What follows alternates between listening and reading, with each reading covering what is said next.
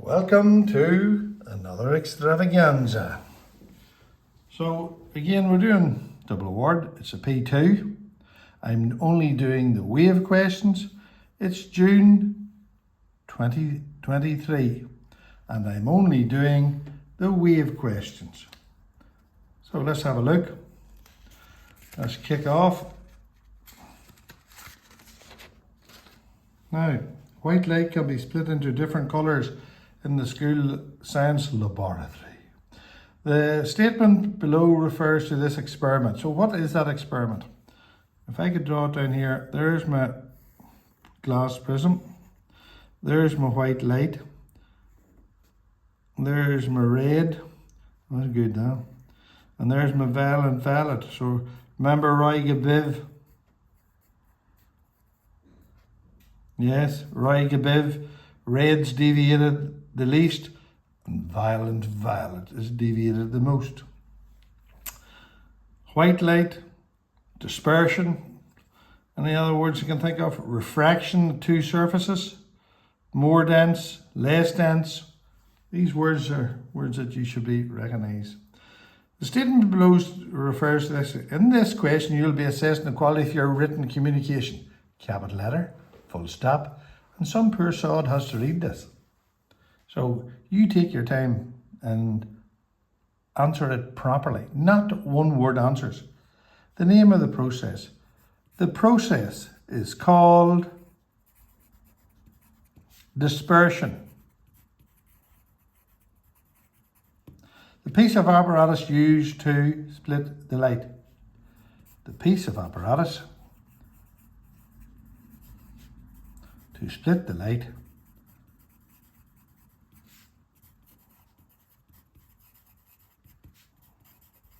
is called a prism. You can call it glass prism if you want. A glass prism. Fair enough. The names of the colours produced beginning with violet. Now, again, don't forget old Roy Gabiv. Right? This time I want to start with violet. So start with violet. Violet, indigo,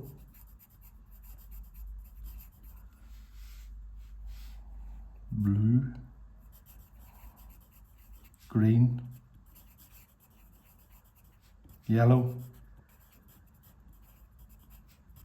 orange, and red. State why the colours are refracted by different amounts. The colours are refracted by different amounts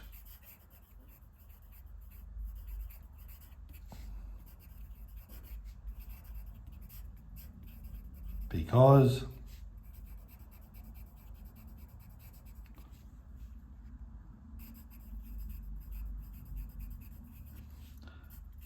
the colours all travel at different speeds in the glass. The colours all travel at different speeds.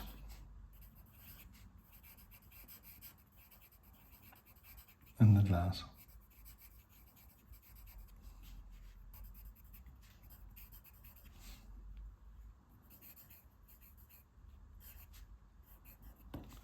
State which colour is refracted the least. Red is refracted. Now look, it's refracted, bent. Red is refracted the least. And explain why. Now have a look at the mark scheme.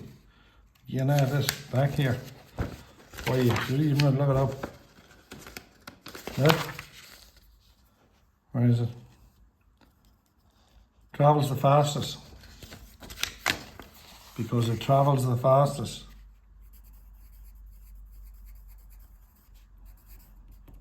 It travels the fastest in the glass block. Alright, so just have a recap of that. Full stop. Have a full stop everywhere. Have capital letter. I can read it.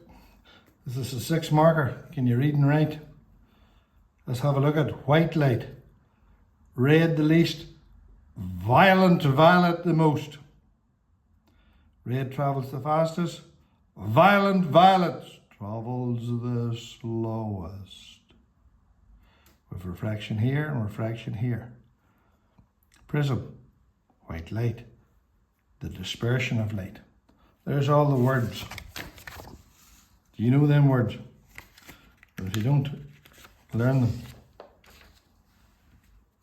Right? Lenses are used to produce images. Which type of lens is shown above? Well, there are 2 types of lenses. There's that shape. What does that mean? They go out round like that. And then there's this shape. And they go like that. Right? So remember the 2 mnemonics. LX, LEND for this one. And LXCP for this one. A lens that is convex is converging. Focal length positive, but if you do A-level physics, that's important. But to you it's not. This one, lens is concave, its divergent, its focal length is negative. Right? So there's the mnemonics. And that's why that's drawn like that. Right? Which type of lens is shown above? Take concave or diverging. Concave or diverging.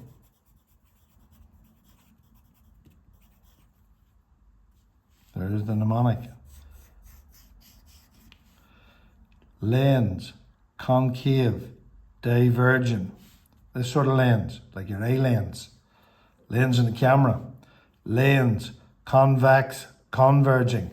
Learn the mnemonics. Do you see my exam technique?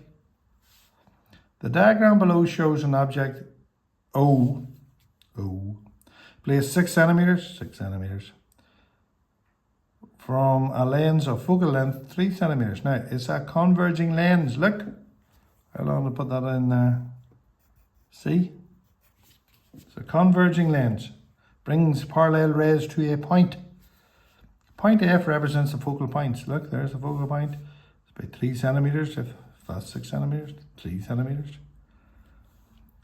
Complete the diagram to show the image of O is formed. Now, I need 2 rays. Right? I'm going to change my pencil. Accuracy is the name of the game here. I'm going from the top of the object through the center of the lens. Top of the object through the center of the lens. And I put my arrows on it now because I'm not going to forget. Undeviated. Second one. A ray parallel to the principal axis. There's your principal axis there. Imaginary line drawn through it. But you draw it anyway. Here we go. In we go. Oh, that's not good enough. That's better. There. And down through F. There's F. Swing it right round. Yep. That'll do nicely. Label it. Mark for them. Look. There's the image where they cross, and they really cross, so it's a real image. Let's see, did I get all the marks? Looking for marks for this. 2 rays, there's 1 ray, 2 rays. Arrows to show. Just make sure they're well. And the image produced. So I'll label the word image. That's it. I've done all the fast. Select the 2 correct words from the list below that describe the image. Right, so the image is inverted. It's upside down. Not too many people in Points Past use the word inverted, say upside down, but it's inverted. And it really exists because the rays really cross. I could put that on a screen. There's my 2 marks. See the accuracy that's needed here. Slow down. Sharp pencil, ruler. You need that for the exam. You're not allowed to borrow them in the exam. A pupil places an object in front of a plane mirror. The image is as far behind the mirror as the object is in front. State 2 other properties of the image in a mirror. Well, an image in a mirror is the virtual image. You cannot put the image on a mirror onto a screen, so it's a virtual image. And it's laterally inverted. Right becomes left, and right becomes left, and left becomes right. It's also, what do they say? That's about it. Now, a ray of light is incident on a plane mirror. This is reflection. To bounce off, the angle of incident is equal to the angle of refraction. I and R are measured, here we go again, from the normal. Why does this aged man make a fool of himself? You might remember it. The examiner has set the trap for you. Now don't fall for the usual trap. You know, you do a bit of mental maths and for once in your life you get it wrong. So 90 take away 35 is 55. So that angle is 55. Yes?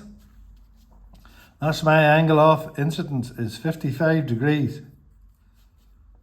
So my angle of reflection is 55 degrees. Right, draw the reflected ray. Now, God forbid that is 55. Let's see, is it measured from the normal? Is it there? Look, set that on. It is 55. So the angle of reflection is also 55. 10, 20, 30, 40, 50. 5. Look at what I'm doing. Taking my time and drawing it. Don't forget the arrow. There's a mark for the arrow. And the angle of reflection is 55 degrees. Can't do much more of that. Draw the reflected ray. I've done that. And mark its direction by placing an arrow. Did that. What is the angle of reflection? 55. I wasn't duped by the examiner's slide trick. Remember? Oh God. Remember, the examiner is not your friend. It's not still in focus. Yep. Fair enough. Now, down to the bottom one. The direction of the incident ray is then changed as shown. What's the new angle of reflection? Remember, angle I equals angle R for reflection. But in this case, look, there is no angle of incidence. It's zero. It's the angle between the normal and the ray. It's zero. So the angle of reflection is also zero.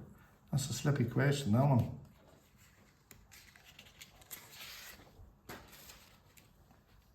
Here we go again. Do you know this formula?